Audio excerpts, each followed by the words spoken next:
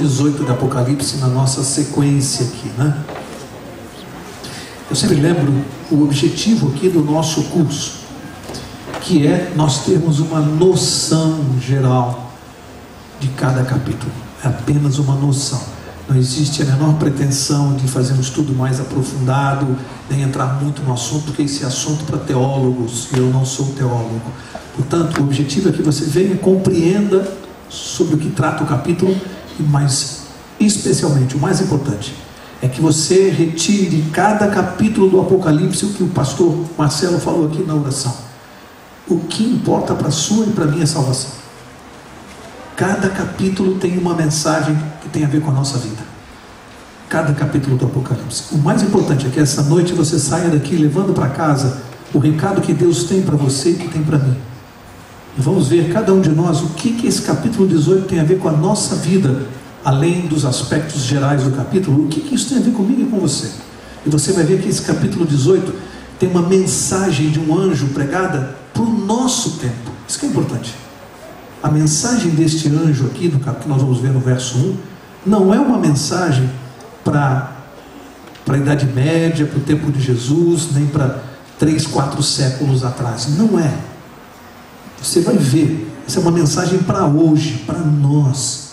Foi escrito lá atrás, há 2000 anos atrás, aproximadamente. E é para nós hoje. Você vai ver, havia um tempo determinado para essa mensagem. E chegou o tempo da mensagem, que por coincidência é o nosso tempo. Portanto, a importância, a solenidade desse assunto é que é algo que foi escrito pelo carinho, pelo amor, pela misericórdia de Deus para um povo que ia viver muitos anos depois. E nós somos esse povo. Então a importância é a gente conseguir digerir cada palavra desse capítulo, porque tem a ver com a nossa vida. Então vamos ler lá Apocalipse 18, verso 1.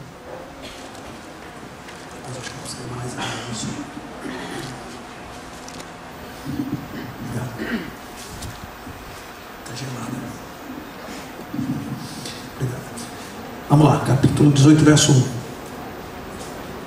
Depois destas coisas, vi descer do céu outro anjo, que tinha grande autoridade, e a terra foi iluminada com o seu esplendor. Olha só.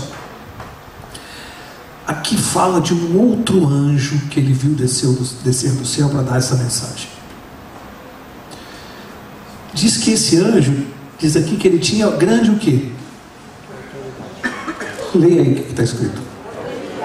Autoridade.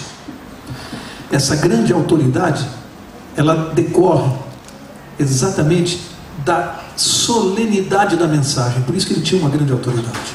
A mensagem era muito importante. E é a importância da mensagem que dá autoridade a esse anjo. Se ela é importante, nós temos que prestar atenção nela. Muita atenção. O que esse anjo tem para nós, que ele recebeu uma grande autoridade para fazer isso? Diz mais aqui. Diz que ele, além de receber grande autoridade, ele diz que a terra toda foi iluminada com o seu esplendor. Olha só. A queda da Babilônia, lá atrás, aquela Babilônia literal, aquela cidade que ficava próxima ali do rio Eufrates. Antes da Babilônia cair, vocês vão se lembrar, vários profetas meu pastor, muito obrigado, viu? Não vai ser por falta de água, né, pastor?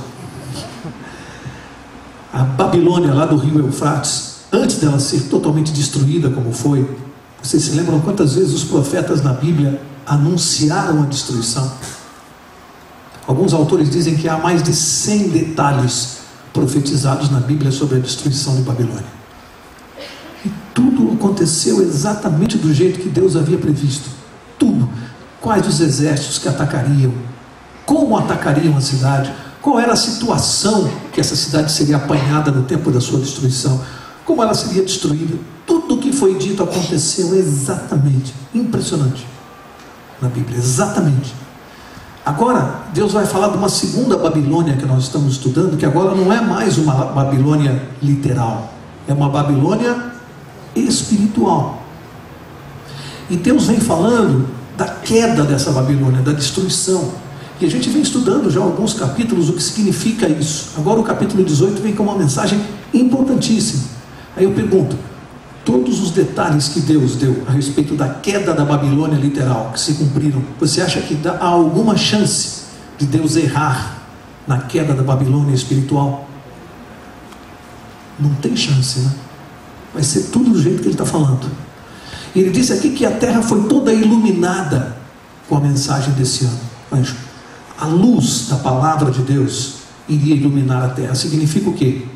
Que a mensagem que nós estamos pregando hoje aqui, esta noite, e que vem sendo pregada pelo menos há mais de 100 anos, que é essa mensagem deste anjo, ela vai iluminar a terra. Essa verdade que vai sair da palavra de Deus é que vai clarear a mente das pessoas, e elas vão enxergar o que não estavam vendo. É por isso que hoje se fala tanto desse assunto, se prega sobre essas verdades que estavam escondidas. Tem gente que fica meio em dúvida, fala, por que só agora? Só esse povo, só esse pessoal que está pregando isso? Eu nunca ouvi falar disso. Só agora porque Deus determinou um tempo para essa mensagem ser pregada. É o nosso tempo. É de um pouco tempo para cá na história que essa mensagem vem sendo pregada de acordo com a palavra. Por isso que vem clareando a verdade. A terra está sendo iluminada aos poucos. Cada vez uma porção maior de pessoas vai tomando conhecimento. Tem gente que chegou aqui essa noite como visita, não sabia que ia ouvir esse assunto, vai tomar conhecimento e contato com uma coisa muito importante. E depois vai se interessar, vai aprender mais, vai retransmitir, vai passar para o outro, e assim a terra vai sendo iluminada, essas verdades vão aparecendo, e as pessoas vão sabendo de coisas que não sabiam, como aconteceu comigo também. Até 13 anos atrás, eu não sabia de nada disso aqui, nunca tinha ouvido. Vamos seguir. Verso 2 diz assim: ele clamou com poderosa voz, caiu a grande Babilônia, e se tornou morada de demônios. Presta atenção nessa expressão aqui, porque ela é muito forte. A minha tradução é mais light, mas talvez tenha pessoas aí que tenham uma tradução mais pesada. Ele diz assim: e guarida de todo espírito imundo. Alguma tradução aqui fala e coito de espírito imundo? Levanta a mão. Ouviu? Mas tem alguma tradução que fala coito? Ali, olha quantas pessoas. Olha que expressão pesada. E fala assim: e esconderijo de toda ave imunda e detestável. Por que a Bíblia está usando essa expressão? Caiu a Babilônia, e diz que a Babilônia tinha um coito com espíritos imundos. Caiu a Babilônia. Nós já estudamos no capítulo 17 e até no 13. Hoje já sabemos o que é a Babilônia espiritual, né? Sabemos que é uma igreja que veio lá desde o Império Romano, derivou do Império Romano, vem comandou durante muito tempo a religião no mundo, e nunca citamos o nome aqui, apenas mencionamos os dados históricos que a própria Bíblia diz. Apocalipse chama essa igreja de quê? Ela é a mãe da Babilônia. A Babilônia não é só esta igreja, ela é a mãe, mas diz que a mãe tem o quê? O que uma mãe tem? Filhos. Ela tem filhas, que são também o quê? Se a mãe é uma igreja, as filhas são o quê? Igrejas. São várias igrejas de várias denominações evangélicas, mas que se afastaram da verdade. São as filhas da mãe, da grande mãe. E diz que elas mantiveram um coito. Coito o que é? Uma relação sexual com espíritos imundos. Ou seja, a sua doutrina, ela é o resultado de uma conjunção, no sentido figurado aqui, né? De uma relação no sentido figurado, ilegal, de adultério com doutrinas que não vêm de Deus, mas de espíritos imundos. É pesado isso ou não é? É uma linguagem pesada, mas necessária, porque as pessoas que estão habituadas a conviver com essas doutrinas falsas e não estão dando muita bola, precisam entender a gravidade disso para Deus. Daí nós temos que tomar cuidado com uma palavrinha que você vai começar a ouvir cada vez mais daqui para frente, chamada ecumenismo. Isso é um perigo, gente. É tão bonito, né, quando o Senhor me fala na época do Natal, do Ano Novo, é preciso ter mais paz na terra, ecumenismo entre as religiões. Como assim? Se Deus chama estas religiões falsas de coito com espíritos imundos, como é possível termos ecumenismo? É impossível isso. A Bíblia fala que comunhão há entre a luz e as... É impossível comunhão entre luz e trevas, entre verdade e erro, entre igreja verdadeira e igrejas falsas. Não dá para ter comunhão. É impossível isso. Então é uma tolice quando você ouvir dizer assim: ah, nós temos que todas as igrejas, todas as religiões levam a Deus. Mentira! Mentira! Religiões fundadas em relações ilícitas com espíritos imundos não levam a Deus. E se Deus diz que a Babilônia está caindo, vai cair, e vai vir um recado mais forte no verso 4, não existe esse tipo de comunhão, de ecumenismo.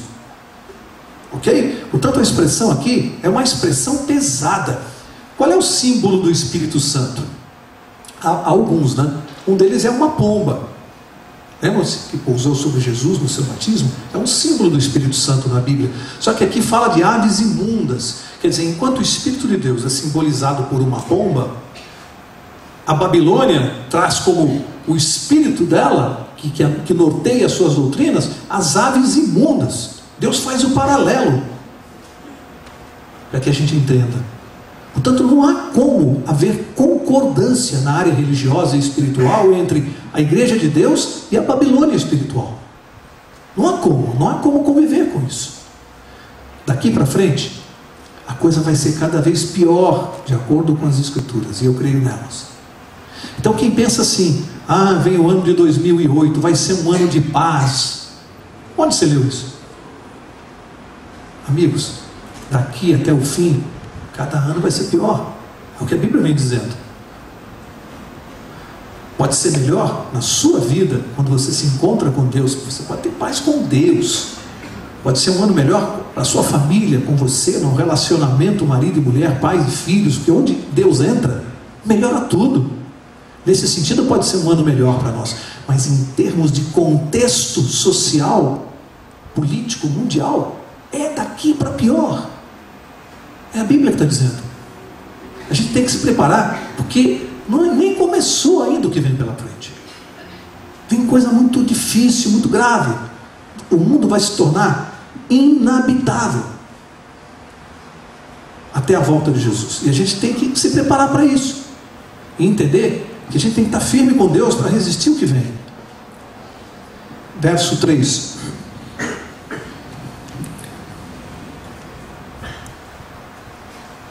Diz assim: pois todas as nações beberam do vinho da ira da sua prostituição. Os reis da terra se prostituíram com ela, e os mercadores da terra se enriqueceram com a abundância da sua luxúria. Olha, aqui fala vinho da ira da sua prostituição. Por que a Bíblia fala em vinho da ira? Por que essa expressão? Vinho da ira da prostituição.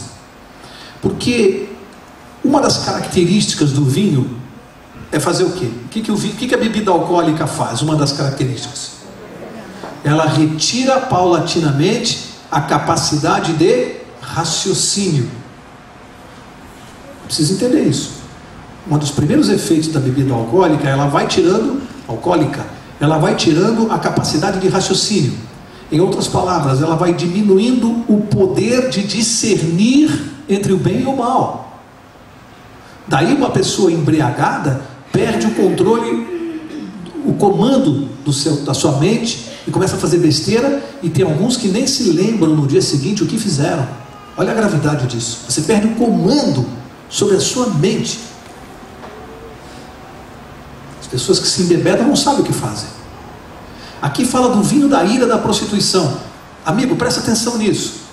Alguns que acham que não tem mal nenhum seguirem falsas doutrinas, e acham que isso é uma besteira, que isso é briga de religião, que isso é uma bobagem, cada um tem a sua e pensa como quer, estão redondamente enganados. Porque o que Deus está dizendo é que quem pratica falsa doutrina, quem crê numa doutrina falsa, está tendo a sua mente dominada, está perdendo a capacidade de discernir entre o bem e o mal, igual um bêbado. Aquilo vai contaminando a mente, vai deixando a pessoa embriagada, e ela perde a capacidade de reconhecer o equívoco, o erro. Ela não consegue perceber onde está o erro, e ela vai seguindo aquelas coisas, às vezes sem maldade, porque ela não consegue enxergar o que a gente está mostrando para ela. É como você tentar conversar com uma pessoa bêbada, embriagada. É perda de tempo. O embriagado, ele não consegue entender. Ele não tem capacidade cerebral para compreender. O que a Bíblia está falando é que esse vinho, ele causa uma ira. Além disso, as pessoas contaminadas pelas falsas doutrinas, eles adquirem essa ira que a Bíblia fala, que é contra quem? Contra aqueles que são fiéis a Deus e praticam a verdade. Daí você começa a entender por que no passado sempre há perseguição contra o povo de Deus, e vai haver até a volta de Jesus. Porque todo aquele que segue a Deus automaticamente recebe a ira daqueles que não seguem. A pessoa que não faz o que tem que fazer, o certo, ela fica com raiva porque o outro faz. Aí começa a perseguição no trabalho, na vizinhança. Vou dar um exemplo para vocês. Jovens que saem para usar droga, balada, encher a cara, beber e voltar no dia seguinte sem saber nem por onde andou. Ser encostado do lado de um colega que diga: não, eu não vou para balada, eu não bebo, eu não fumo, eu não uso álcool. Primeiro ele vai ser, inicialmente, objeto de gozação. Depois da gozação vem a ira. É a raiva daquele cara que não consegue se controlar, e vê naquele sujeito que tem pleno controle, ele fica irado com aquele cara, porque ele acha que ele também deveria perder o controle. É isso que a Bíblia chama de ira. Então as pessoas, quando veem um cristão com seus princípios e valores imutáveis, hoje o mundo tem raiva dessas pessoas, porque chamam essas pessoas de certinhas, de metidas à besta. É a ira, é o vinho da ira que a Bíblia está falando. Causa uma ira. E se preparem, porque aquele que é povo de Deus será objeto dessa ira agora, no tempo do fim. Os cristãos serão odiados e perseguidos outra vez por causa do vinho da ira, da raiva, da cólera, das pessoas que não seguem a Deus. Verso 4 diz assim: ouvi outra voz do céu. De onde vem essa voz? Do céu, dizer: sai dela, povo meu, para que não sejas participante dos seus pecados, para que não incorras nas suas pragas. Para aqui. Não, vamos ler o 5 também. Pois os seus pecados se acumularam até o céu, e Deus se lembrou das iniquidades dela. Sai dela, povo meu. Sai dela, de que está se referindo? Dela quem? De quem que esse capítulo está falando? Da Babilônia espiritual. Qual é o recado de Deus para quem está dentro da Babilônia espiritual hoje?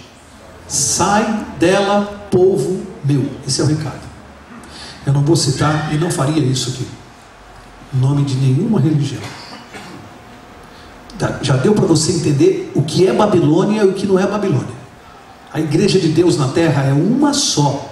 Não tem duas, nem três, nem 10. Deus tem uma igreja, sempre teve uma igreja, a sua igreja, a igreja de Israel, depois fundada por Cristo, os apóstolos, vem até hoje. A igreja de Deus é uma só. Já disse aqui, você procura a igreja de Deus não por nome, porque a Bíblia não dá o nome dela. Procure pelas características bíblicas. São duas só, quem se lembra? Guarda os mandamentos de Deus e tenha fé em Jesus. Testemunho de Jesus. Olha só, quantos mandamentos são? Nós sabemos quais são os 10. Estão lá em Êxodo capítulo 20. Não precisa ir lá agora. Então, se você quiser, quem não sabe, chega lá em casa e lê Êxodo capítulo 20. Você vai ter os 10 mandamentos. Se uma determinada denominação religiosa guarda 9 mandamentos, 9, ela é a igreja de Deus? Não. E Deus está dizendo assim: sai dela. Por mais que você goste, por mais que seus pais tenham frequentado, seus avós, por mais carinho, por mais amigos que você tenha lá, o recado de Deus é: saia daí. Ou seja, não há condições, de acordo com a Bíblia, de haver uma reforma na Babilônia. Dessa igreja, de repente, vir a guardar os 10 mandamentos, dela vir a praticar a verdade. Isso é impossível de acordo com a Bíblia. O recado é para sair da Babilônia. Não há transformação para a Babilônia espiritual. Sai dela, povo meu. Eu gosto desse verso porque acalma muita gente que, quando ouve essa mensagem pela primeira vez, a primeira reação humana, normal, lógica, que também foi a minha, é a seguinte: peraí, mas tem tanta gente sincera. Tinha a minha avózinha, meu avô, meu pai, minha irmã que está lá nessa religião, nessa igreja. Eles são pessoas sinceras, eles estão seguindo. Amigos, Deus está dizendo: sai dela, povo meu. É gente dele, é gente que vai se salvar, que está no lugar errado. O que tem a ver a pessoa com o lugar? A pessoa é a pessoa certa, o lugar é errado. Deus está mandando sair de lá. Agora, quando a pessoa recebe esse recado e se mantém lá, aí ela está assumindo uma responsabilidade com Deus. Aí o problema já passa a ser entre a pessoa e Deus. Porque aí a pessoa já está duvidando da palavra de Deus, já está afrontando a Deus, já está praticando o erro conscientemente. Então, não é para você ficar preocupado se você tem um parente, uma pessoa querida que está fora dos verdadeiros caminhos. Se essa pessoa não sabe, a partir do momento que essa pessoa souber, aí ela tem que tomar uma decisão. Agora, quando Deus diz sai dela, quem é que tem que levar o recado para essas pessoas? Quem é que tem que levar? Faz assim com o dedo, ó. Eu, você. Eu não tenho como levar um recado para o seu vizinho, para o seu parente, para a pessoa que mora no seu prédio, seu vizinho de rua. Eu não tenho, eu não conheço. Pastor da igreja não conhece, como é que ele vai fazer isso? Quem é que conta para a pessoa próxima a você? É você. Ah, mas eu não sei nem abrir a Bíblia, não sei mostrar. Para que você está fazendo aqui? Você está estudando, você está aprendendo para você poder contar. O plano de Deus é que você aprenda e conte. Esse é o plano de Deus. Você vai contar para as pessoas próximas a você. Deus tem um plano para a vida dessa pessoa. Ela precisa saber que ela está no lugar errado, e que se ela não tomar cuidado, ela pode perder a salvação dela. Há advertências de Deus a respeito disso. Sai dela, povo meu. Olha só há um remédio para a Babilônia. Não pense que você vai ficar na Babilônia e vai transformá-la. Não existe essa possibilidade. Para a Babilônia só há um remédio: separar-se dela, afastar-se dela, seja qual for a denominação. Se é Babilônia, sai daí. Mauro, mas como é que eu vou saber se é Babilônia? Já falei aqui, ela guarda os mandamentos, os 10, pronto, fácil de você saber. Investigue.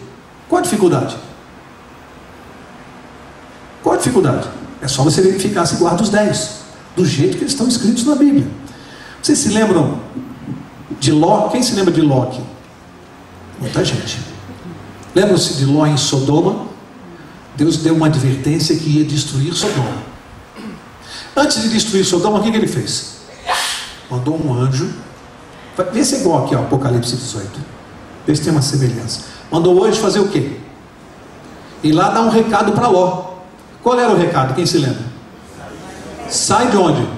Sai daí. Ele ficou lá em Sodoma? E quem ficou? O que aconteceu? Foi destruído. Mas Ló saiu. Não é igualzinho o recado aqui? Alguém acha que Deus está brincando? Deus está dizendo: sai da Babilônia, porque eu vou destruir a Babilônia, para que você não seja participante dos pecados dela. É o mesmo recado, gente. Sai daí, eu vou destruir.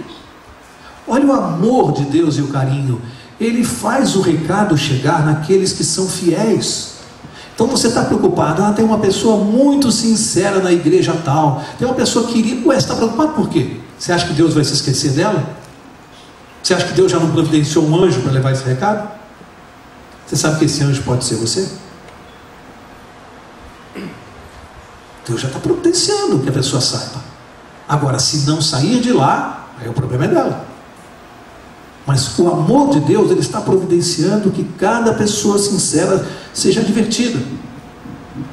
Por isso que a gente está estudando isso aqui. Para conhecer o quê? O amor de Deus, a misericórdia de Deus. Ele não faz nada sem avisar. E olha o tempo que Ele está avisando, hein? Ele não vai fazer nada sem avisar. Ninguém, olha, eu vou garantir para vocês, pela autoridade que está na palavra de Deus, pela autoridade da palavra de Deus, eu garanto para vocês, nenhum justo vai estar na Babilônia no dia que ela for destruída. Nenhum justo, como não havia um justo sequer em Sodoma quando ela foi destruída. Não vai haver uma pessoa justa, sincera na Babilônia no dia da sua queda. Quem permanecer lá era justo aos seus olhos, mas não aos olhos de Deus. Esse é o problema. Não aos olhos de Deus. Não vai ter um justo lá para ser destruído. O justo já saiu antes. Vai ter gente que vai sair na véspera. Vai ter gente que vai sair no dia, mas vai sair. Eu garanto que o anjo da destruição não vai destruir enquanto tiver um só justo ainda lá na Babilônia. Verso 6, antes de ler o verso 6, eu quero dizer uma coisa. Deus sempre teve um povo na Babilônia, em todos os tempos. Impressionante, desde Israel. Sempre teve um povo lá na Babilônia. Sempre teve que chamar o seu povo lá na Babilônia. Sempre. Pode ler a Bíblia, de Gênesis a Apocalipse, você vai ver que sempre tem povo de Deus na Babilônia. É impressionante.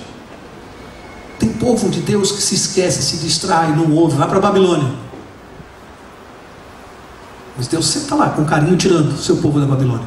Alguns até hoje, amigos, ainda não entenderam, ainda não descobriram, porque foram impedidos por essa falta de discernimento, de conhecer a verdade amplamente como ela é.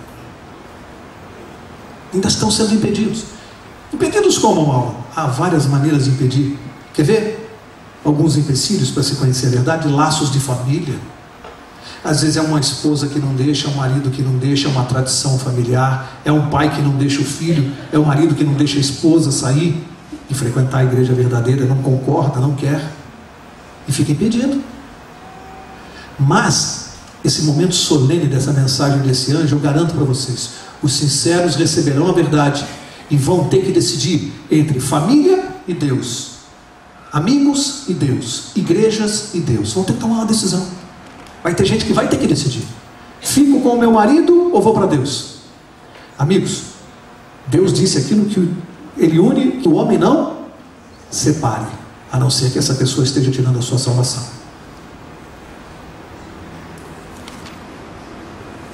A não ser que essa pessoa esteja tirando a sua salvação. Primeiro Deus, sempre, sempre. E esse é um momento solene. Vai acabar esse negócio de dizer: eu não posso ir à igreja tal, porque meu marido não deixa, porque vai chegar um momento que você vai ter que fazer uma escolha. E isso aqui não é pregação contra a família, jamais. Isso aqui é dizer o seguinte: nada será desculpa para se conhecer a verdade e praticar. Nada. Nem laços familiares. Porque Deus vem em primeiro lugar e a salvação também. O que nós temos que fazer é levar a verdade para esses familiares que não conhecem, que eles saibam. Isso é uma guerra espiritual. Portanto, alguns estão amarrados ainda, mas vão se soltar. Deus vai soltar as amarras. Esse é o tempo da pregação desse anjo. A terra está sendo iluminada, lembram-se? Com a verdade? Isso vai atingir a todos. Olha só. Quando as 7 pragas começarem a cair, do jeito que a Bíblia descreveu no capítulo 16, quando elas começarem a cair, quando a lei dominical, que nós já falamos sobre ela aqui, aquela obrigatoriedade da guarda do domingo, lembram-se? A imagem da besta? O que é a imagem da besta? A união desse poder religioso, representado pela besta no capítulo 13, com o poder político do capítulo 13. Uma besta sobe da terra, do mar, e a outra sobe da terra. Lembram-se? Aconteceu. Quem estava duvidando vai ter certeza. A lei dominical e as 7 pragas darão plena convicção para as pessoas da verdade, com uma questão só. Já falamos aqui, quando as 7 pragas começarem a cair, a porta da graça está aberta ou fechada? Aí não adianta mais. Aí não adianta mais. Vai esperar começar a cair a primeira praga para conferir? Esperar a segunda, até, opa, agora parece que é verdade mesmo, só que aí acabou. Quando esses eventos começarem a acontecer, vai deflagrar uma coisa que não tem mais volta, e o Espírito de Deus já se retirou da terra. Verso 6: tornai a dar-lhe como ela vos tem dado, retribuí-lhe em dobro, conforme as suas obras. No cálice em que vos deu de beber, dai-lhe a ela em dobro. Quanto ela se glorificou em luxúria esteve, foi-lhe outro tanto de tormento e pranto. Diz em seu coração: estou assentada como rainha e não sou viúva, de modo algum verei o pranto. Para aqui, já digo a vocês, não fiquem preocupados com a hora, pelo seguinte, aqui, vamos rapidinho daqui até o fim. Propositadamente, eu tomei mais tempo até esse verso aqui, que me parecia que é a parte mais importante de advertência para nós. Agora são versos que vão descrever a situação da Babilônia, e nós vamos fazer isso aqui mais rapidinho, tá? Então vai dar tempo até o verso 24. Observações rápidas a respeito do que vem adiante aqui. Diz que a Babilônia, ela é orgulhosa. Vocês viram aqui? Ela não tem medo de nada não, ela acha que não vai acontecer nada com ela. Aqui diz que ela está assentada como rainha. Se você pensar nesse poder religioso que nós estamos nos referindo, pensa bem a situação dela. Ela dá a impressão de ter medo de alguma coisa? Não está assentada como rainha no trono? Está achando que nada vai lhe acontecer? Nada, está desafiando a Deus. Verso 8 diz assim: portanto, no mesmo dia virão as suas pragas, a morte, o pranto e a fome. Será queimada no fogo, pois forte é o Senhor Deus que a julga. No mesmo dia virão as suas pragas. Aqui é dia literal ou dia profético? Aqui é profecia. Dia profético. Quanto vale um dia profético? 1 ano. Portanto, biblicamente, nós podemos depreender por esse verso quanto tempo vão durar as 7 pragas, todas juntas. Quanto? 1 ano, aproximadamente 1 ano. Quando começar a cair a primeira praga, até terminar isso, segundo este verso aqui, depreende-se que elas demorarão aproximadamente 1 ano para acabar. É muito tempo ou é pouco tempo? Para quem está coberto pelo guarda-chuva de Deus, pode parecer pouco tempo. Para quem está debaixo das pragas, é uma eternidade. Você escolhe onde que você quer ficar, mas escolhe antes delas, porque depois não vai dar para escolher. Mas já falei várias vezes, as pragas não são para o povo de Deus.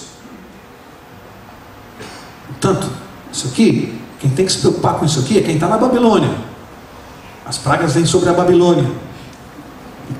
Verso 9: os reis da terra que com ela se prostituíram e viveram em luxúria, sobre ela chorarão e prantearão quando virem a fumaça do seu incêndio. E estando de longe pelo temor do tormento dela, dirão: ai, ai da grande cidade, Babilônia, a cidade forte, numa só hora veio o teu juízo. Engraçado aqui, viu? Vocês viram por que os reis da terra estão se lamentando? Vocês prestaram atenção? Eles estão se lamentando por causa dos pecados da Babilônia. É isso que falou aqui?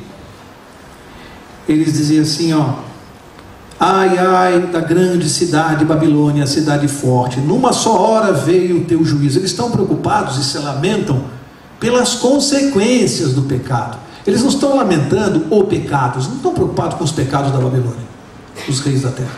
Eles estão preocupados com o sofrimento dela. Tem muito ser humano, muita gente que age da mesma maneira. Não está preocupada com o seu pecado, está preocupada apenas com o sofrimento.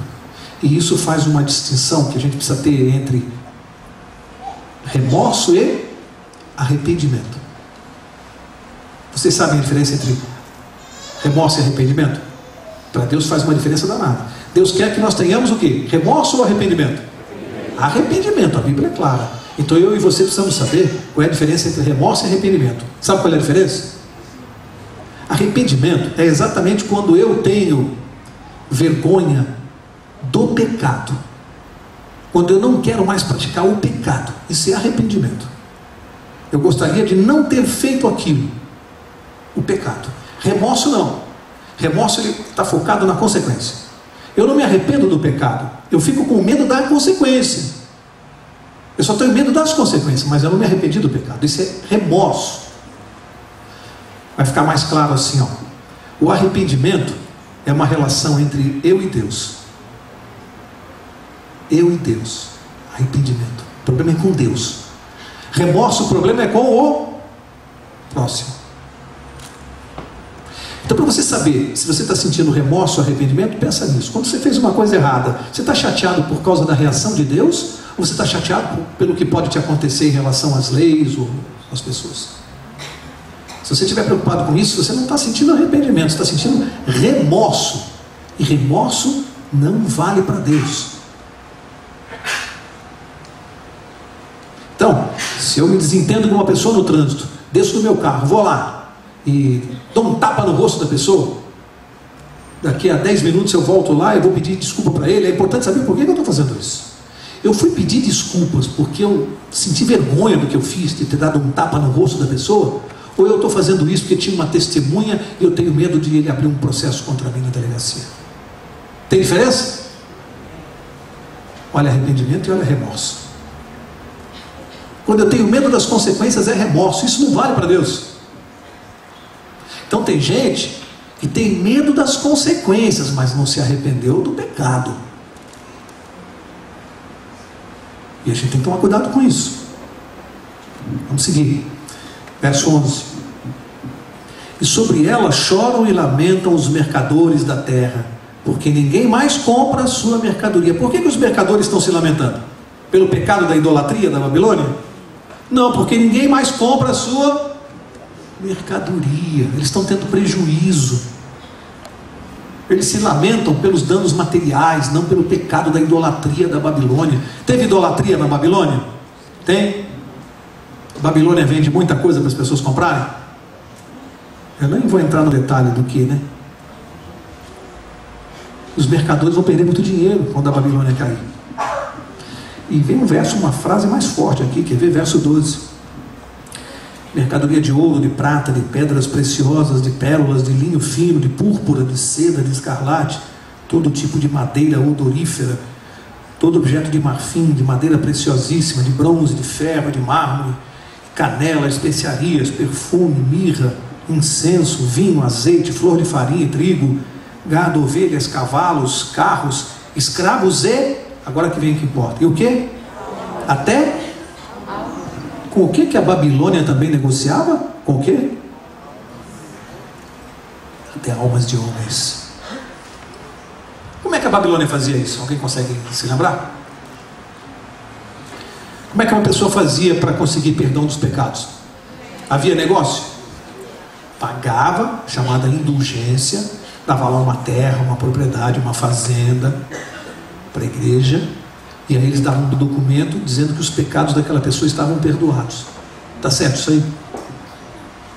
Negociava com as almas das pessoas. A pessoa morria, a igreja ia lá, cobrava para fazer, não vou usar a palavra da cerimônia, era uma cerimônia de 7º dia, homenagem para encomendar o corpo, mas cobrava, negociando, ganhando dinheiro com isso. Está tudo aqui na Bíblia. O que a Babilônia faz? Verso 14.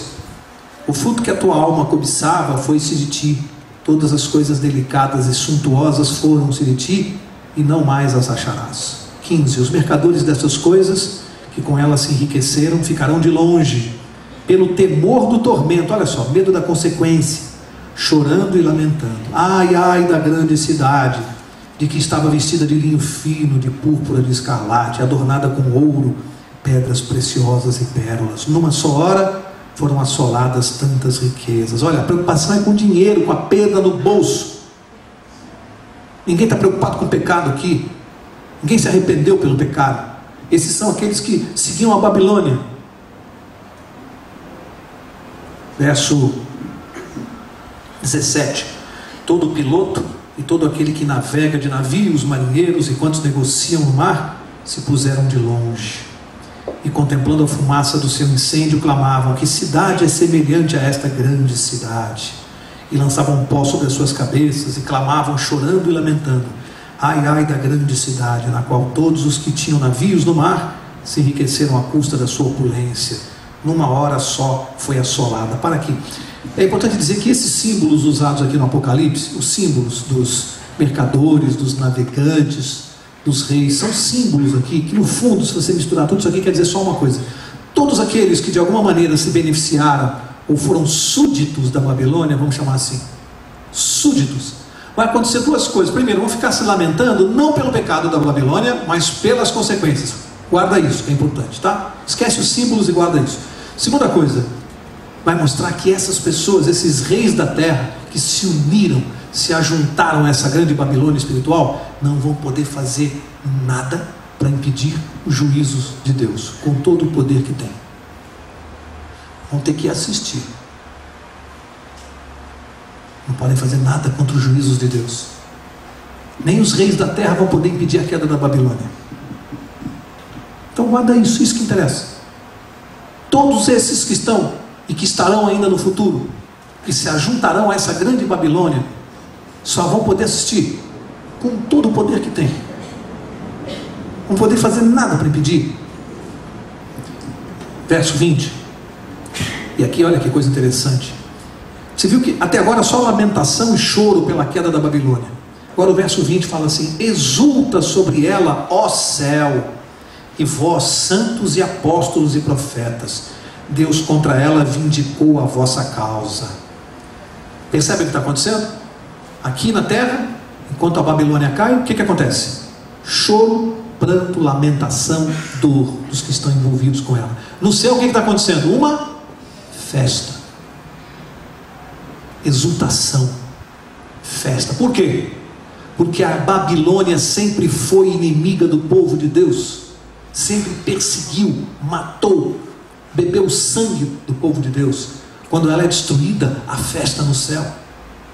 Da mesma maneira que houve festa aqui na terra quando a Babilônia literal foi destruída e o povo de Israel comemorou. Vai haver comemoração no céu quando a Babilônia cair, porque vai cair o último grande adversário do povo de Deus aqui na terra. Vai ser destruído. Por isso que tem festa no céu e dor aqui na terra. Por essa razão. Verso 21. Então um forte anjo levantou uma pedra qual uma grande mó e lançou-a no mar, dizendo: com igual ímpeto será lançada a Babilônia, a grande cidade, nunca mais se será achada. Em ti não se ouvirá mais a voz de arpistas, de músicos, de tocadores de flautas e de clarins, nem artífice de arte alguma se achará mais em ti. Em ti não mais se ouvirá o ruído de mó. Para aqui, só para explicar uma coisa aqui, que fala de uma grande pedra que é lançada no mar. Se você não entender o simbolismo disso, vai perder um pouco a riqueza do verso. É que naquele tempo havia um simbolismo para destruição. Quando eles queriam simbolizar uma grande destruição definitiva, eterna, eles pegavam uma grande pedra e lançavam no mar. Por quê? Uma pedra grande e pesada que é lançada no mar, ela tem como voltar? Volta. Não volta nunca mais, não é isso? Olha o símbolo da destruição. Eles jogavam uma pedra pesada no mar para mostrar que aquilo deixou de existir. Aqui está se falando que a queda da Babilônia será como uma pedra grande afundada no mar. A Babilônia será afundada para a eternidade. Ou seja, amigos, essas pessoas que foram famosas, foram veneradas, adoradas, esses homens que foram objeto de veneração aqui na terra, e durante tantos anos e séculos a terra venerou, eles entrarão para o esquecimento eterno, ou seja, serão como se nunca tivessem existido. E os humildezinhos, sabe aquele que é humildezinho? Será eternamente engrandecido ao lado de Deus. Estes que reinam hoje no mundo espiritual, religioso, político, serão como se nunca tivessem existido. Ninguém nem vai saber quem foram. Mas os humildes reinarão para sempre junto com Deus. É importante a gente saber isso. serão como se nem tiver. Que coisa pior, amigos, do que você cair no esquecimento universal, eterno, ninguém nem saber quem foi, como se não tivesse existido. Esse é o destino dessas pessoas. Para encerrar, verso 23: a luz de candeia não brilhará em ti, a voz de noivo e de noiva não mais em ti se achará. Todos os teus mercadores eram os grandes da terra, todas as nações foram enganadas pelas tuas, o que diz aí?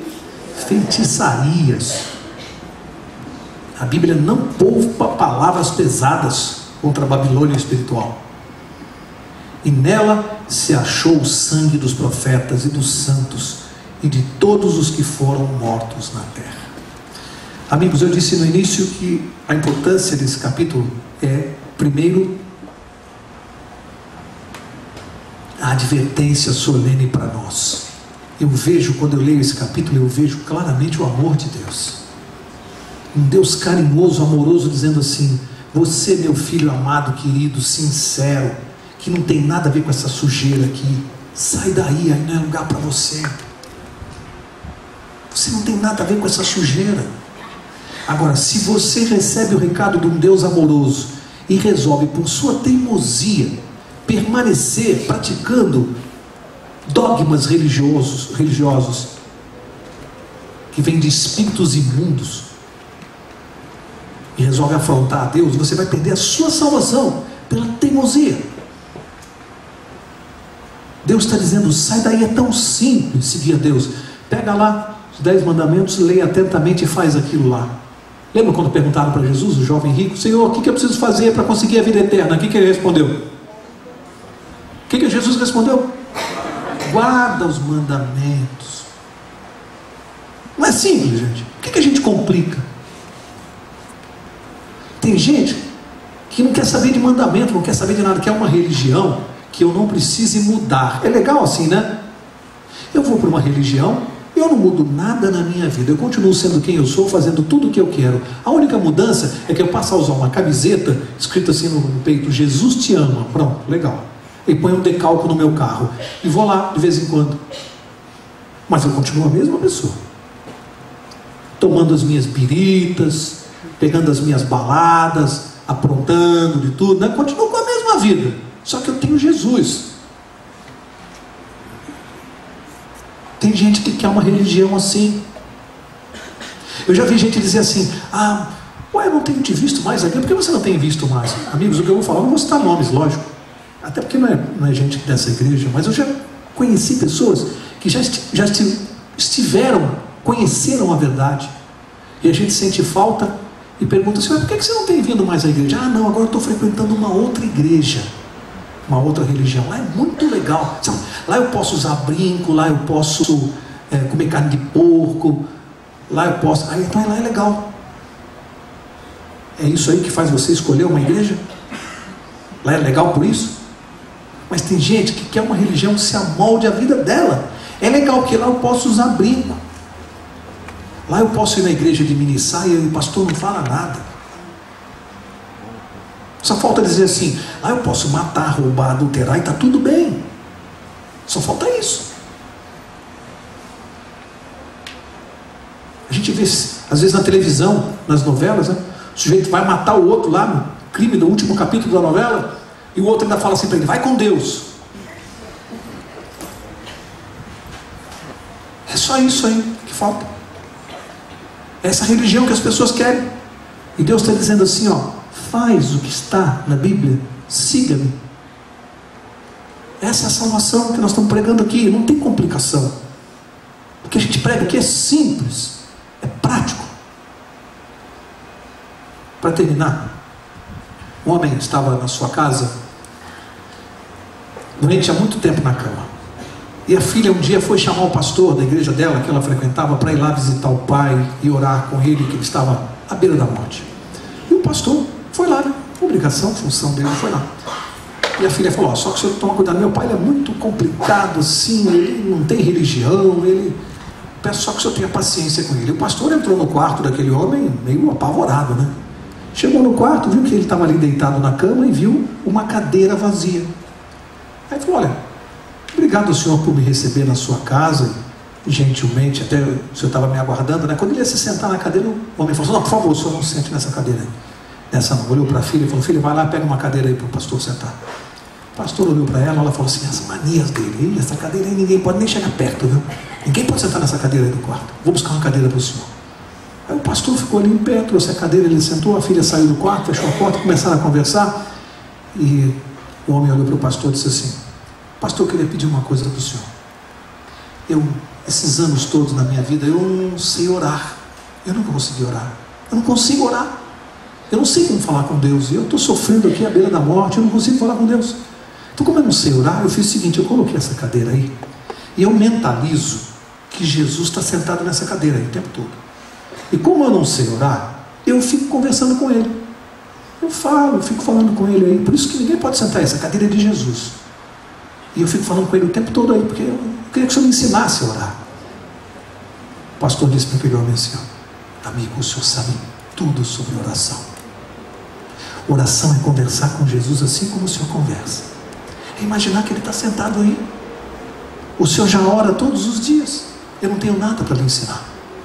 Se despediu, foi embora. 3 dias depois a menina vai de novo lá na igreja: pastor, chorando, eu queria que o senhor fosse realizar o velório do meu pai. Ele faleceu esta manhã. E o pastor, entristecido, olhou para ela: mas esta manhã? Pois é, pastor, eu saí de manhã para fazer umas compras, ele estava relativamente bem na cama, e quando eu voltei ele estava morto lá no quarto. Aí o pastor disse: tá bom, eu vou pegar minhas coisas e vou. Ela disse assim: mas tem uma coisa muito estranha na morte dele, pastor, que eu não consigo entender.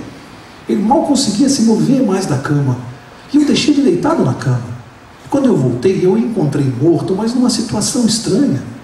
O pastor disse: estranha como? Pastor, ele tinha conseguido sair da cama, e ele estava deitado, debruçado naquela bendita daquela cadeira. Será que ele estava louco, pastor? O pastor, já com lágrimas nos olhos, falou assim para ela: não, querida, ele melhor do que qualquer um de nós sabia conversar com Jesus. É tão simples, né? Imaginar que ele está aqui e falar com ele. Por que a gente complica? É tão simples. Para a gente ir para o céu, é simples assim. Põe uma cadeira no seu quarto, no seu escritório. Deixa as pessoas te chamarem de maluco, mas fala com ele todo dia.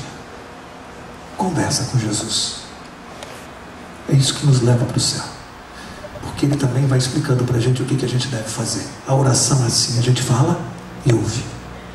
Ele fala aqui dentro da nossa mente e do nosso coração. Eu vou pedir ao pastor Marcelo para encerrar a nossa classe dessa noite. Quarta-feira que vem, capítulo 19 do Apocalipse. Eu vou pedir ao pastor: imagina que esses bancos aqui, uma cadeira só, nos coloque diante de Jesus e peça para nós o que o senhor sabe que a gente precisa para se salvar.